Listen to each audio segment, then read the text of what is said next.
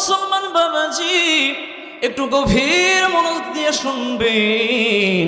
আজকে আমরা আমাদের জীবনটাকে হেলায় হেলায় নষ্ট করে দিচ্ছি গো বাবান। বাবাজি, একটু গভীর মনোযোগ দিয়ে শুনবেন। এই দুনিয়া আপনার আমার জন্য কিছুই না। ও আমার পর্দার আড়ালের মা গো, আপনার আমার জন্য আলাদা কোনো ওয়াজ নয়।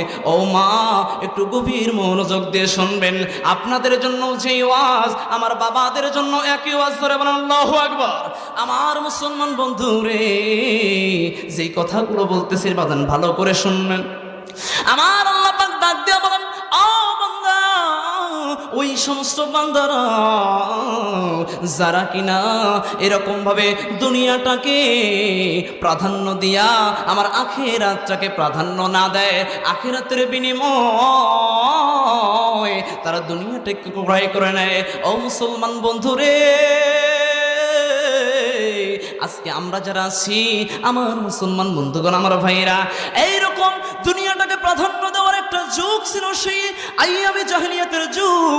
এই যে এই যুগের সময় কেউ বা গাছের পূজা, কেউ বা মাছের পূজা, কেউ বা বিভিন্ন দেবদেবীর পূজা নিয়ে ব্যস্ত ছিলেন। কথা বলেন ঠিক কিনা? আমার মুসলমান বন্ধুরে, সেই সময়ের যুগে যখন কেউ বা গাছের পূজা, কেউ বা মাছের পূজা, কেউ বা বিভিন্ন দেবদেবতীর পূজা নিয়ে ব্যস্ত হয়ে গিয়েছিলেন, সেই সময়ে আপনার আমার আল্লাহ দুনিয়ার মধ্যে দুইটা নূর নামক জিনিস আমার আল্লাহ পাঠিয়ে দিয়েছে। চিৎকার দিয়ে বলেন না সুবহানাল্লাহ। আমার মুসলমান বন্ধুগণ, এক নাম্বার হলো আল্লাহর কোরআন, দ্বিতীয় নাম্বার হলো মুহাম্মদুর রাসূলুল্লাহ সাল্লাল্লাহু আলাইহি ওয়াসাল্লাম, যে নবীকে আমার আপনার আল্লাহ রহমত স্বরূপ দুনিয়ার মধ্যে পাঠিয়ে দিয়েছে। রহমাতাল লিল আলামিন নবী, বলবেন না, বলবেন না? রহমাতাল লিল আলামিন নবী, কোরআনে প্রমাণ, আশিক বিনে কে বুঝিবে ওই আমার দয়ার নবীর মান, উম্মত বিনে কে বুঝিবে ওই আমার দয়ার নবীর শান। রহমাতাল লিল আলামিন নবী, রহমাতাল লিল আলামিন নবী, কোরআনে প্রমাণ, উম্মত বিনে কে বুঝিবে ওই আমার দয়ার নবীর শান, আশিক বিনে কে বুঝিবে ওই আমার দয়ার নবীর মান। নবী আমার মদিনার বুলবুল, আমার খোদাই প্রেম করিয়াম নামটি দিলেন হাবিবে রাসূল। আল্লাহু আকবার। নবী আমার মদিনার বুলবুল, আমার খোদাই ভালোবেসে নামটি দিলেন হাবিবে রাসূল। সেই নবীর ভুল বুঝিলে, সেই নবীর দুঃখ দিলে থাকবে না ঈমান, আশিক বিনে কে বুঝিবে ওই আমার দয়ার নবীর শান। সবাই জোরে বলেন, উম্মত বিনে কে বুঝিবে ওই আমার দয়ার নবীর মান। জোরে বলেন মারহাবা। আমার মুসলমান ভাইরা, আমার বন্ধুগণ, ও আমার বাবাজি, একটু গভীর মনোযোগ দিয়ে শুনবেন। এই যে কোরআনটা আল্লাহ পাক রব্বুল আলামিন দুনিয়ার মধ্যে পাঠিয়ে দিয়েছেন, এই কোরআনের যদি আপনি আমি 6টা আমল করতে পারি, জোরে বলেন কয়টা? কথা বলেন না কেন? পিছনের ভাইয়ের কথা, ভাই মন খারাপ নাকি আপনাদের পিছনের ভাইদের? একটু জোরে কথা বলেন না। কয়টা আমল? এই কোরআনের যদি আপনি আমি 6টা আমল করতে পারি, ও আমার মুসলমান বন্ধুরে, ও আমার মুসলমান ভাইরা, ভালো করে একটু মনোযোগ দিয়ে শুনবেন। এই কোরআনের যদি আপনি আমি 6টা আমল করতে পারি, আপনার আমার আল্লাহ এই কোরআনের সুপারিশ দ্বারা আপনাকে আমাকে জান্নাতে নিয়ে যাবে। কোরআনের সুপারিশ দ্বারা জান্নাতে যাইতে চান? চান আপনারা? চান? কারা কারা চান তুই কেন হাত উত্তোলন করে আমার আল্লাহকে দেখেন। ইয়া রব, মাবুদ গো, যেই সমস্ত তোমার বান্দারা তোমার দরবারের দিকে দুইখানা করে খালি হাত উত্তোলন করিয়া আল্লাহ গো এই কোরআনের সুপারিশ দ্বারা জান্নাতে যাইতে চায়, ও আল্লাহ তাকায় দেখো কে কে পুরা হাত উঠায় নাই। ও আল্লাহ, যারা অর্ধেক উঠাইছে অর্ধেক জান্নাত দিবা, আর যারা পুরা উঠাইছে তাদেরকে পুরা জান্নাত দিয়ে দেবে। সকলে বলেন আমিন, আরো জোরে বলেন আমিন। আমার মুসলমান বন্ধুরে, ও আমার মুসলমান ভাইরা, এইবার একটু ভালো করে মনোযোগ দেন। 6টা আমল যদি আপনি আমি করতে পারি, জোরে বলেন কয়টা? 1 নম্বর হলো কিরাতুল কোরআন। 1 নম্বর কি? কেরাতুল কোরআন। এই কেরাতুল কোরআন হলো সহি শুদ্ধ করে কোরআন তেলাওয়াত করতে হবে। আমার মুসলমান বন্ধুরে, আজকে আমি আপনি কোরআন পড়া জানি, কিন্তু কোরআন শরীফ পড়ার মধ্যে একটা আয়াতের মধ্যে 14 জায়গায় ভুল। কথা বলেন ঠিক কিনা? তাও আমরা বলি আমার থেকে ভালো আর কে পারে? আমার মুসলমান বন্ধুরে, কোরআনটা সহি শুদ্ধ করে তেলাওয়াত করতে হবে, কারণ আমার আল্লাহ পাক রব্বুল আলামিন কোরআনুল কারীমের মধ্যে বলেছেন, অরাতিলিল কোরআন তারতিলা।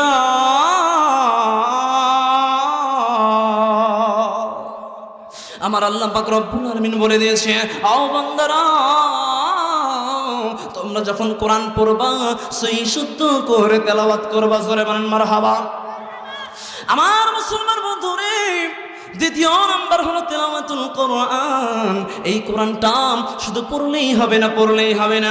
এই কোরআনের মধ্যে আল্লাহ পাক রব্বুল আলামিন কি বলেছে, এই কোরআনের মধ্যে আল্লাহ পাক রব্বুল আলামিন কি বলছে আপনি আমি জানি না, কারণ মুসলমান আমরা কিন্তু আরবি ভাষী নই। কথা বলেন, আমরা হলো বাঙালি। আরবি দিয়ে আমরা ঝরঝর ঝরঝর করে সাপের মন্ত্র পড়ে যাই, কিন্তু কোনটার কোন অর্থ আমরা কিন্তু বুঝি না। কথা বলেন ঠিক কিনা?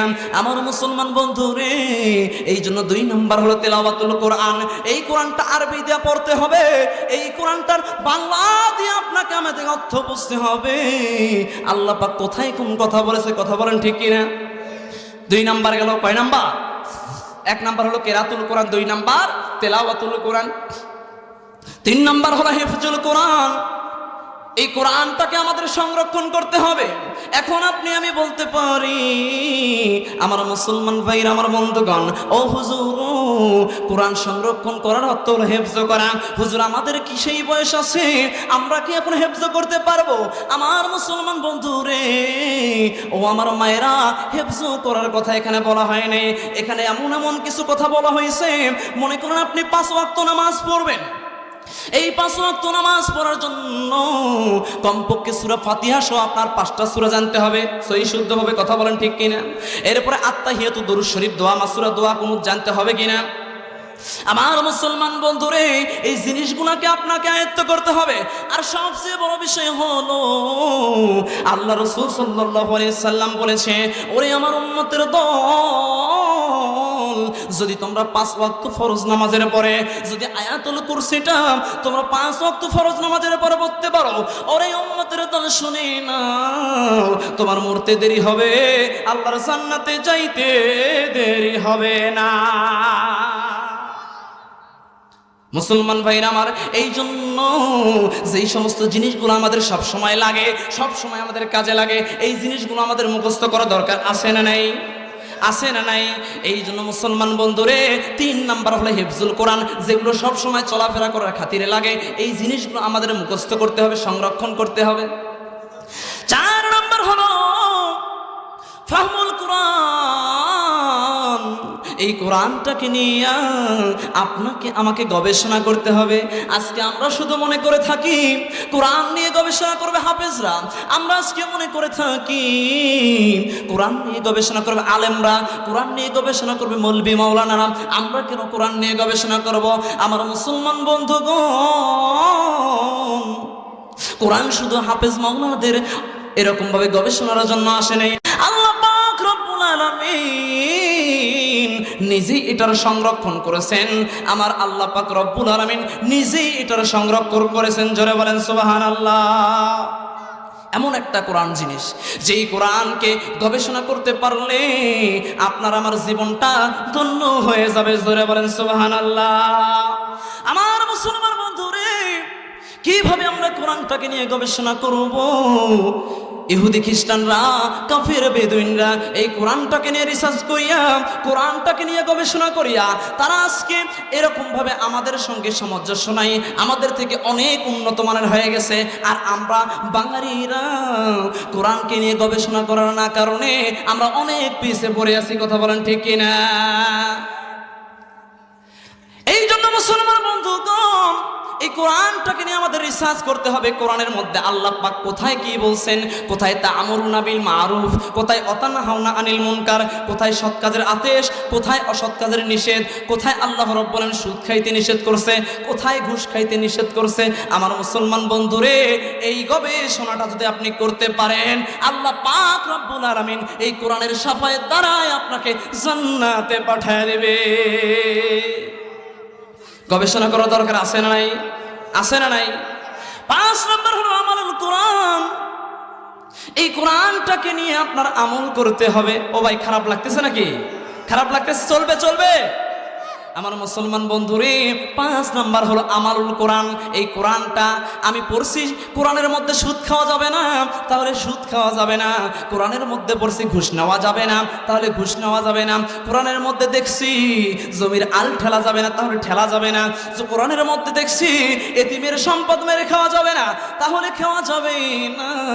কোরআনের মধ্যে দেখছি এরকম ভাবে ওজনে ব্যবসায় কম দেওয়া যাবে না, কিন্তু মুখের মধ্যে আছে দাড়ি, মাথার মধ্যে আছে টুপি, কোরআনের মধ্যে পড়ছি এইগুলো কাজ করা যাবে না। কিন্তু মুখের মধ্যে দাড়ি থুইয়া, মাথার মধ্যে টুপি দিয়া, জমির মধ্যে আলকাটি এমন মানুষ আছে না নাই?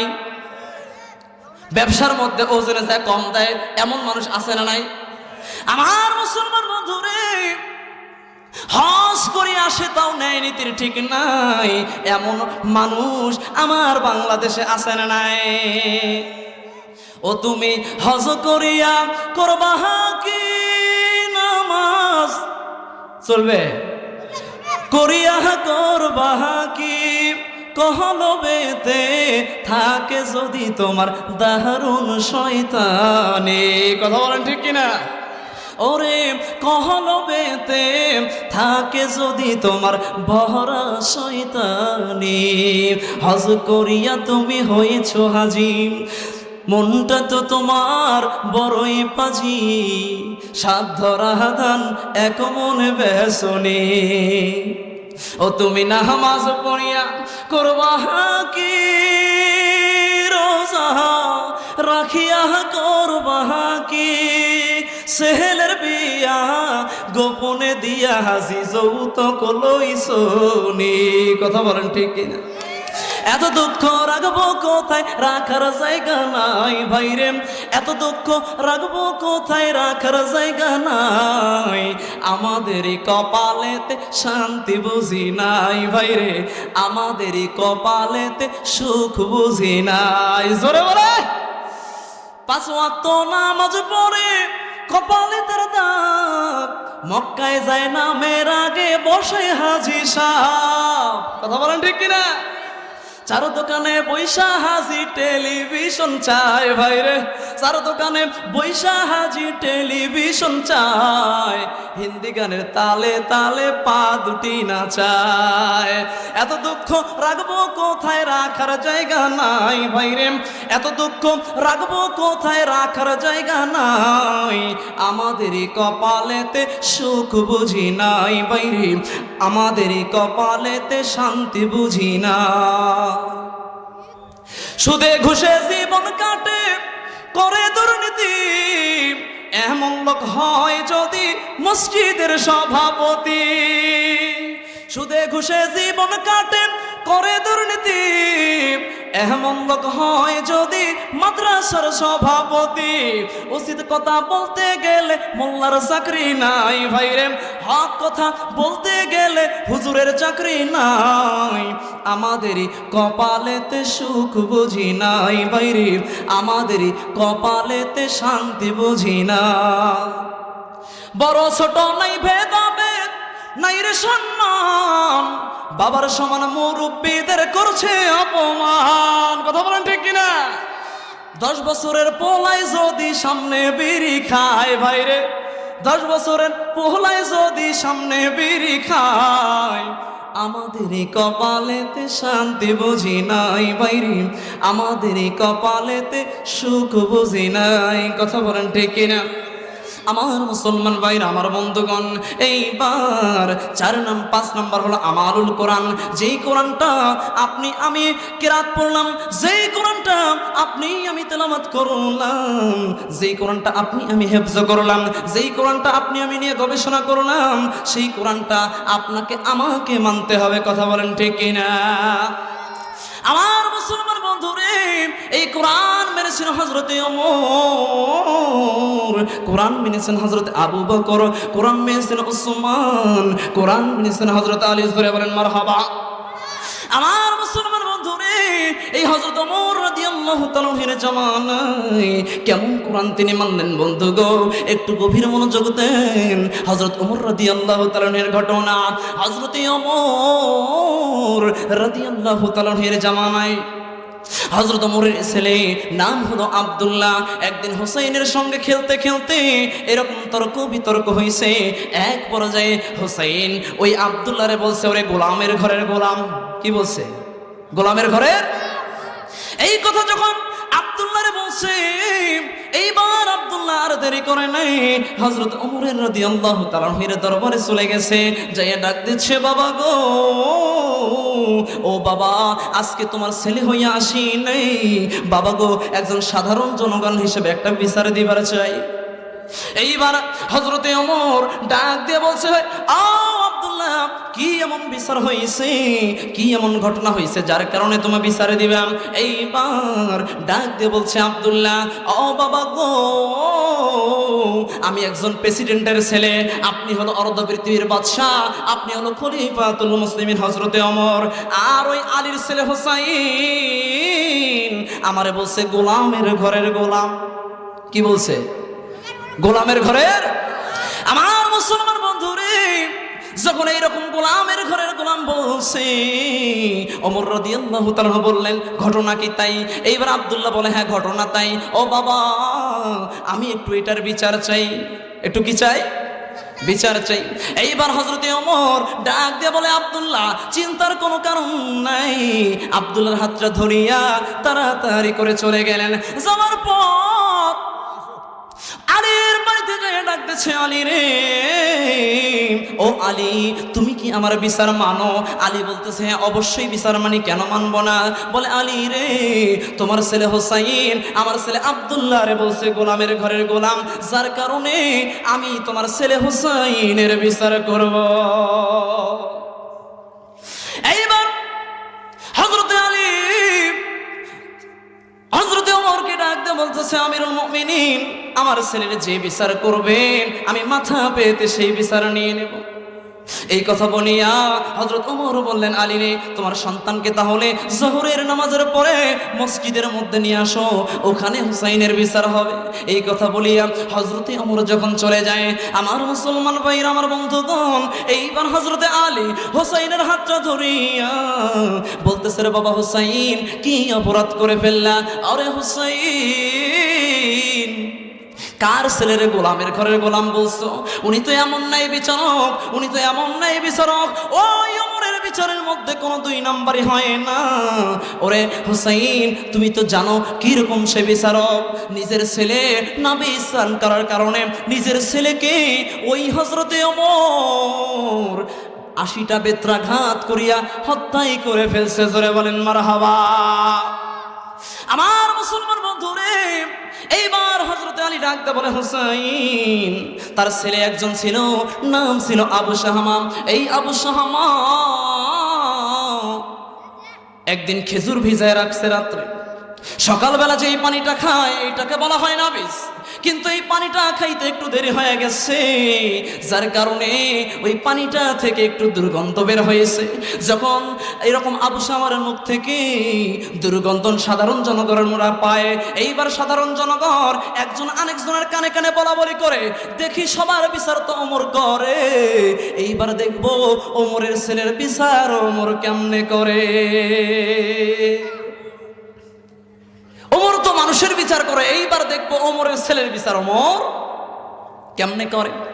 আমার মুসলমান বন্ধুরে, এক পর্যায়ে কানাকানি করতে করতে এই খবর যাইয়া পৌঁছেছে আমিরুল মুমিনিন হযরতে ওমর রাদিয়াল্লাহু তাআলা এর কানে। জোরে বলেন সুবহানাল্লাহ। এইবার হযরতে ওমর ডাক দিলেন, ওরে আবু শামা, আর দেরি করে না, আমার কাছে আস।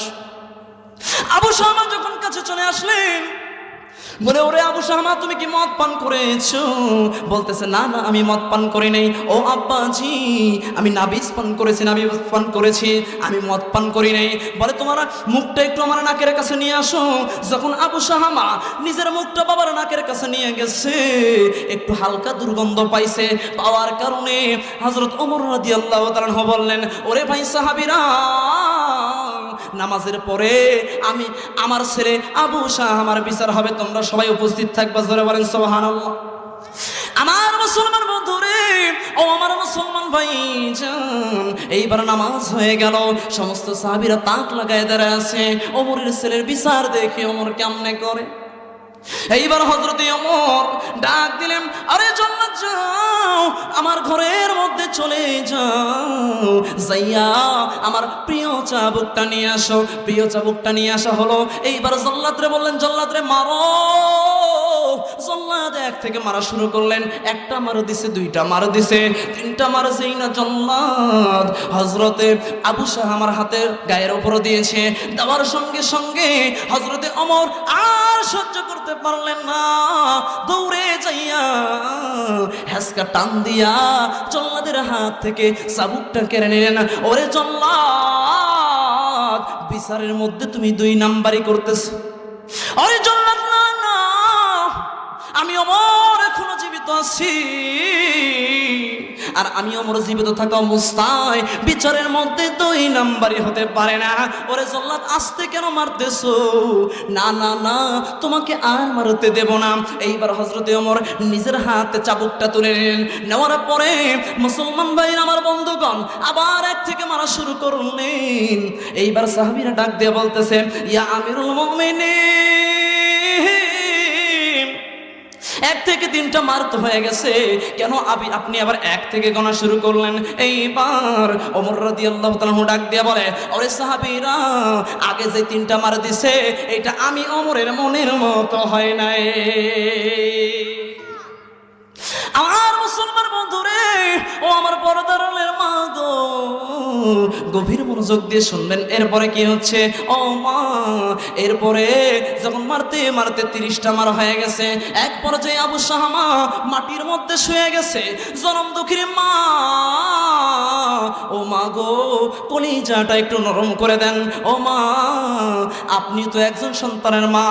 এইবার আবু শামার মা শিয়া পা 2টা জড়ায়া ধরছে। ইয়া আমিরুল মুমিনিন, আর মারিও না, আর মারিও না, আমার কলিজা সেরা ধন, আমার নারী সেরা ধন, আরো যদি মারো হয়তো আমার সন্তানটা বাঁচবে না। ও আমিরুল মুমিনিন, আর আমার সন্তানটাকে মারিও না, মারিও না। এইবার হযরত ওমর রাদিয়াল্লাহু তাআলা ডাক দিয়ে বলে, ওরে অপরাধী সন্তানের মা, এখানে আমি কোনো বাবা নই, আর তুমি হযরতে ওমরের স্ত্রী নও।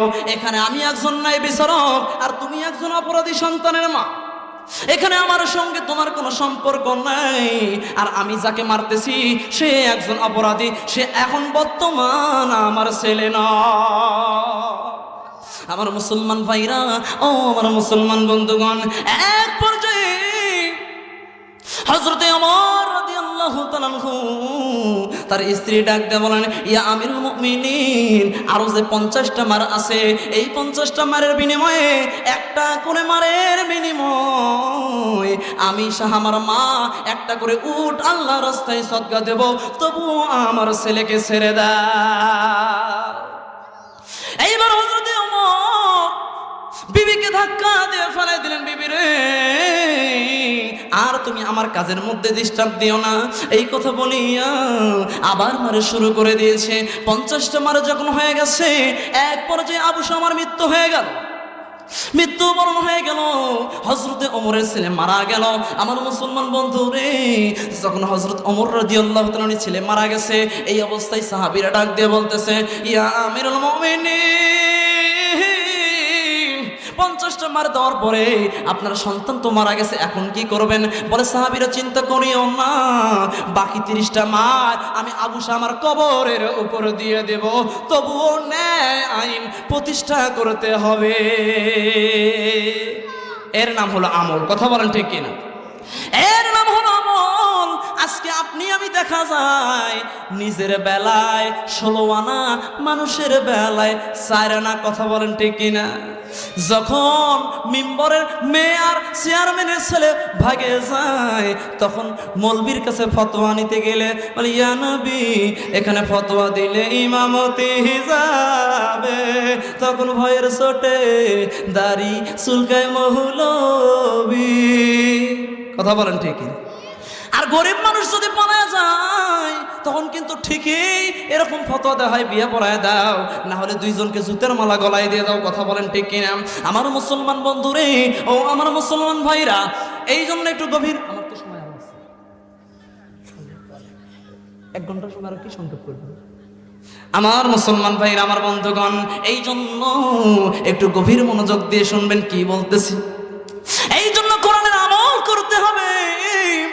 যখন এই কথা বলছে, এইবার আলী ডাক দিয়ে বলতেছে, ওরে হোসাইন, কার পাল্লায় পড়ছো তুমি কি জানো? এইবার হোসেন বলে, বাবা গো, চিন্তার কোনো কারণ নেই, চিন্তার কোনো কারণ নাই। ও বাবা, যদি ওমর বিচারক হতে পারে, তাহলে আমিও বিশ্ব নবীর নাতি হোসাইন। জোরে বলেন সুবহানাল্লাহ। আমিও বিশ্ব নবীর নাতি হোসাইন। আমার মাথায় বুদ্ধি কম নাই, কারণ আমার বাবা হলো এলমের শহরের দরজা। জোরে কোন সুবহানাল্লাহ, আরো জোরে বলেন সুবহানাল্লাহ। এইবার জুমার নামাজের পর হোসাইনকে যখন বিচারের কাঠগড়ায় দাঁড় করানো হলো, হোসাইন বিচারের কাঠগড়ার মধ্যে দাঁড় করানো। এইবার হযরতে ওমর ডাক দিয়ে বলতেছে, হোসাইন, হোসাইন, তুমি কেন আমার ছেলেরে গোলামের ঘরের গোলাম বলছো? ব্যাখ্যা দাও। এইবার হোসাইন ডাক দিয়ে বলতেছে, ওরে হযরতে ওমর, আপনি তো আমিরুল মুমিনিন, খলিফাতুল মুসলিমিন, আপনি তো জানেন আমি হলো বিশ্বনবীর নাতি। আমি নিজে দেখেছি আপনি আমার নানার গোলামি করেছেন। সুবহানাল্লাহ। আমি নিজে দেখেছি আমার নানা যখন ওযু করতে যাইতো, আমার নানার জন্য বদনাটা নিয়ে আপনি দাঁড়ায় থাকতেন। আমি নিজে দেখেছি আমার নানার যখন ওযু হয়ে যেত, আপনি গামছাটা নিয়ে দাঁড়ায় থাকতেন। আমি নিজে দেখেছি আমার নানা এরকম ভাবে যখন রাস্তা দিয়ে যাইতো, আপনি ওমর পিছনে পিছনে যাইতেন, কখনো আগে যাইতেন না। আমি নিজে দেখেছি আপনি আমার নানার গোলামি করছেন। যেহেতু আপনি গোলাম, আর যেহেতু আব্দুল্লাহ আপনার ছেলে, এই জন্য আমি বলছি গোলামের ঘরের গোলাম। এইবার হযরতে ওমর হাতের মধ্যে একটা কাগজ নিয়া, দোয়াত কলমের মধ্যে কালি ভরাইয়া হযরত হোসাইনের হাতের মধ্যে দিয়ে বলেন, ওরে হোসাইন, যেই কথাটা তুমি বললে রে হোসাইন, এই কথাটা তুমি কি লিখে দিতে পারবা? এই কথাটা কি তুমি লিখে দিতে পারবা? গোলামের ঘরের গোলাম। হযরতে ওমরের চোখ দিয়ে টপ টপ করে পানি পড়তেছে। আমার মুসলমান ভাইরা, আমার বন্ধুগণ, এমন একটা সময়ে হোসাইন যখন লিখে দিলেন গোলামের ঘরের গোলাম, এইবার ওই চিঠিটা নিয়া হযরতে ওমর মুখের মধ্যে চুমা খাইতেছে, আর সাহাবীদেরকে বলতেছে, ওরে সাহাবীরা, আজকে আমি স্বীকৃতি পাইলাম আমি হলো নবীর গোলাম। আল্লাহ পাক রব্বুল আলামিন যখন কিয়ামতের কঠিন হাসরের ময়দানে আমাকে ধরে ফেলবে, আমি এই চিঠিটা আমার আল্লাহর দরবার পেশ করব। ও হে আমার মাবুদ, আমি তো দুনিয়ার মধ্যে ছিলাম নবীর হলো গোলাম, আমি ছিলাম নবীজির গোলাম, আর এই নবীর গোলামের আপনি কি হিসাব নিকাশ নেবেন? ওরে আব্দুল্লাহ, তুমি বড় ভাগ্যবান, তোমাকে বলছে গোলামের ঘরের গোলাম। ওরে আব্দুল্লাহ, আমি যে কায়দায় পার হব, তুমি আমার ছেলে হওয়ার কারণে, গোলামের ঘরের গোলাম হওয়ার কারণে আল্লাহ পাক রব্বুল আলামিন এই ওসিলায় তোমাকেও পার করাবে। আমার মুসলমান বন্ধুরে, 5 নাম্বার চলে গেল আমানুল কোরআন। যেইটা কোরআনের মধ্যে পড়বেন, যেইটা কোরআনের মধ্যে বুঝবেন, যেইটা কোরআনের মধ্যে তাফসীর তরজমা করবেন, এই জিনিসটা আপনাকে প্র্যাকটিক্যাল জীবনে মানতে হবে। কথা বলেন ঠিক কিনা? আমার মুসলমান বন্ধুরে, 6 নাম্বার হলো ইকামাতুল কোরআন। 6 নাম্বার কি? ইকামাতুল কোরআন। কোরআনের একামাত দুনিয়ার জমিনে কায়েম করতে হবে। আমরা নামাজ পড়ি, শুধু নামাজ পড়লে হবে না, কিভাবে নামাজটা সবাই পড়তে পারে সেই চিন্তা ফিকির আমাকে করতে হবে। সব সময় একটা কথা বলে থাকি, শ্যাকরাট ঠুকঠাক কামারের এক ঘা। আপনি আমি যতই নামাজি বাড়ানোর চেষ্টা করি না কেন, নামাজি বাড়বে না। আর সংসদের মধ্যে যদি একবার আইন পাশ হয়ে যায়, আজকে থেকে যদি নামাজ না পড়ো 500 টাকা জরিমানা, 2 দিনের জেল। এই কথা বলতে দেরি হবে, পরের দিন থেকে আপনাকে আমাকে নামাজি খোঁজা লাগবে না। ওই নামাজিরা মুয়াজ্জিনের বাড়িতে যায় ডাক দেবে, ওরে ভাই মুয়াজ্জিন, দেখো না নামাজের কয় মিনিট বাকি আছে। কথা বলেন ঠিক কিনা? কিন্তু সেই আইনটা দুনিয়ার মধ্যে বাস্তবায়ন করতে হবে। কথা বলেন ঠিক কিনা? আমার মুসলমান বন্ধুরে, আমার নবী যদি এই ইকামত না কায়েম করতে চাইতো, আমার নবীর কিন্তু শত্রুতা ছিল না। আমার নবী যদি একা একাই নামাজ পড়তো, আমার নবী যদি একা একা আমল করতো, কেউ আমার নবীর বাধা দিত না। যখনই আমার নবীজি এই জিনিসটাকে প্রতিষ্ঠাতা করতে চাইছেন, যখন আমার নবীজি নামাজকে কায়েম করতে চাইছেন, যখন আমার নবীজি কোরআনকে কায়েম করতে চাইছেন, তখন আমার নবীজির শত্রু বের হয়েছে। কথা বলেন ঠিক কিনা? এই নামাজকে কায়েম করতে চাইয়া এই আল্লাহর জমিনে আল্লাহর দ্বীনকে প্রতিষ্ঠিত করতে যে যাবে, আপনি যদি চান আপনারও শত্রু বের হবে, আমি যদি চাই আমারও শত্রু বের হবে। কারণ মুসলমান বন্ধুরে, হকের পথটা কাঁটাযুক্ত ফুল বিছানো নয়। কথা বলেন ঠিক কিনা? ইমানের পথ কাঁটায় বিছানো, ফুল বিছানো নয়। ইমানের পথ কাঁটায় বিছানো, ফুল বিছানো নয়। কথা বলেন ঠিক কিনা?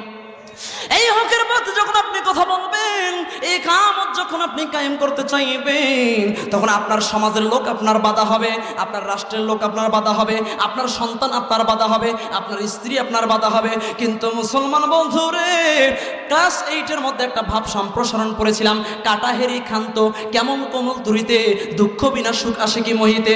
যদি আপনি পদ্ম ফুল তুলতে যান, কাটার হান আপনাকে খাওয়াই লাগবে। কিন্তু পদ্ম ফুল তুলতে চাইয়া যদি আপনি কাটার ভয়ে চলে আসেন, ওরে মুসলমান বন্ধু, জীবনে পদ্ম ফুল আপনার হাতের মধ্যে আসবে না। এই জন্য মুসলমান বন্ধুরে, এই কামতটাকে যদি কায়েম করতে যান, আপনার আমার বাধা আসবে, বিপত্তি আসবে, বিভিন্ন চক্রান্ত শিকার হতে হবে। কিন্তু পিছপা হওয়া যাবে, পিছপা হওয়া যাবে। আপনার ছেলেকে নিয়ে সুন্দরবনে বেড়াইতে গেছেন, যাওয়ার পরে ছেলেকে বাঘে আক্রমণ করছে, ছেলেকে কি থুয়ে আসবেন? আসবেন? যদিও আপনার কি হয়, জীবনটা চলে যায়, তবুও কি সন্তানকে ছাড়ে রেখে আসবেন নাকি? আসবেন? কিভাবে চিন্তা করবেন সন্তানকে বাঁচানো যায়? কথা বলেন ঠিক কিনা? আমার মুসলমান বন্ধুরে, এই কামত কায়েম করতে যাইয়া যদি আপনাকে আমাকে জুলুমের শিকার হতে হয়, ফাঁসির কাছে উঠতে হয়, আমার মুসলমান বন্ধুরে কারাগারের মধ্যে যাইতে হয়, কারা কারা রাজি আছেন আমার আল্লাহর দরবারে 2টা হাত তুলে দেখা? লিল্লাহে তাকবীর। আল কোরআনের আলো, সংসদে জালো, আল কোরআনের আলো। আলহামদুলিল্লাহ, আমি আমার আলোচনা শেষ করে দিলাম, যেহেতু আগে আসতে বক্তা সাহেব। ও আখির দাওয়ানা আলহামদুলিল্লাহি রাব্বিল আলামিন।